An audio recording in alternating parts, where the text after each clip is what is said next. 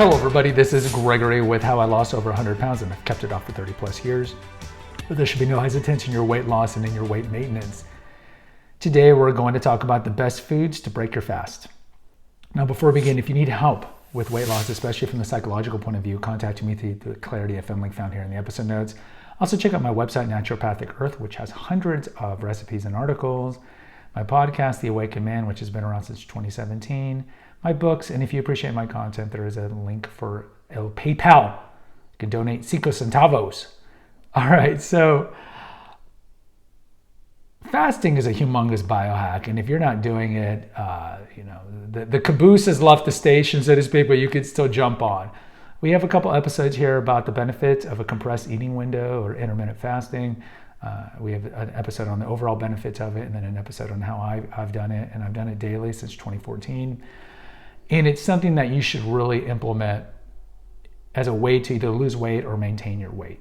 Okay, everybody's different. You don't have to do it. Just like a lot of people like to do the carnivore diet or a keto diet, you don't have to do it. You can do the Mediterranean diet, you can do the cookie diet, the cayenne diet. I mean, those are all crash diets, but ultimately there's some like tips and suggestions that are universally agreed upon that would help with weight loss, like exercising. But ultimately you can just do whatever you want to do.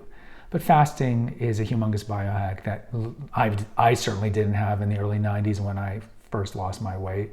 I mean, fasting's been around since Paleolithic era, but in terms of being in the zeitgeist, it wasn't around during that time. But I discovered it back in 2014, and it's honestly been such an amazing help. Not just in terms of weight loss, because if you haven't gone to that episode, I don't eat till 3 o'clock. I do a 4-hour eating window, and it's just that it's because of the cognition and the energy. It's just my cognition is just boom, boom, boom, boom, boom when I'm fasting.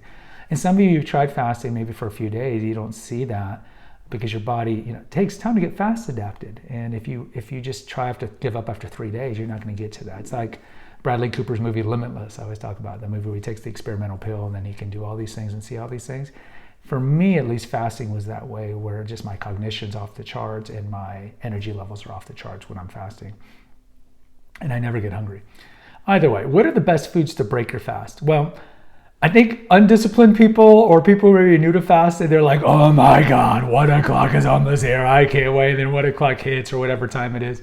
Cheetos, cereal. They got to eat whatever.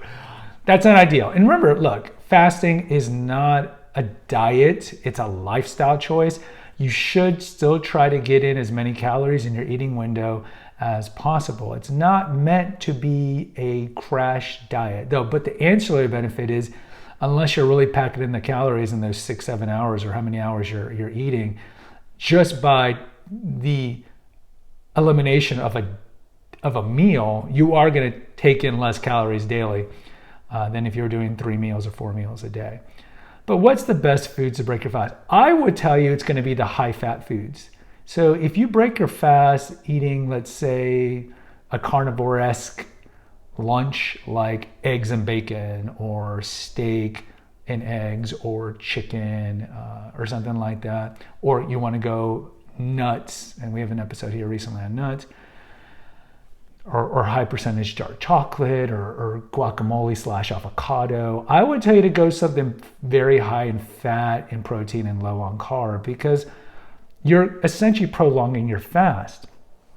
Now, if you go to the fasting episode, you'll understand that we're in a state of ketosis when you're fasting. So your body is burning fat reserves as energy because there's no glucose around to burn it. So eventually when you eat, you're essentially, if you eat a high fat food to break your fast, you're essentially maintaining that fast, in that the body, when you eat the high fat, low carb items like the aforementioned, your body is going to burn those and there's no carbs. So really on one level, you're not even breaking your fast. You're just transitioning from a fasting state to a keto state for a couple more hours until you have like your main dinner or whatever. And then you can eat grains if you want to eat grains or whatever. I have that episode on Don't Be a Puritanical Purist. Don't deny yourself of foods the rest of your life. So if you want to have corn or bread, eat corn or bread, because it's all about weight maintenance long term. And it's only, do you really want to go your whole life of never eating pasta for 20 years? No.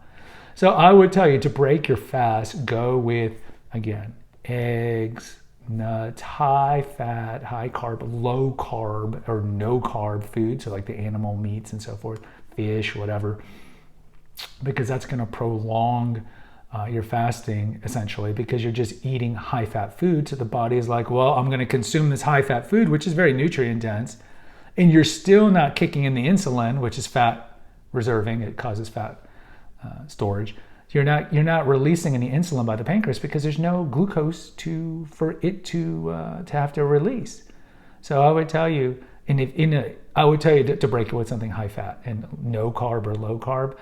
And again, we'll have future episodes on the benefits of keto. I don't keto, but the benefits of keto or a carnivore diet and so forth. But just in terms of specific things, I would stay away from breaking your fast with high carb stuff. You can certainly do it, especially because, a 19-hour fast, 20-hour fast, 18-hour fast is great for your body.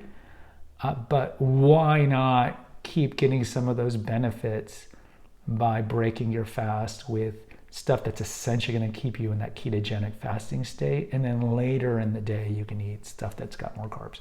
Guys, I'd like to hear from you. Post in the comments. Please hit the notification, subscribe, and share button. Until next time, take care, God bless, and pray.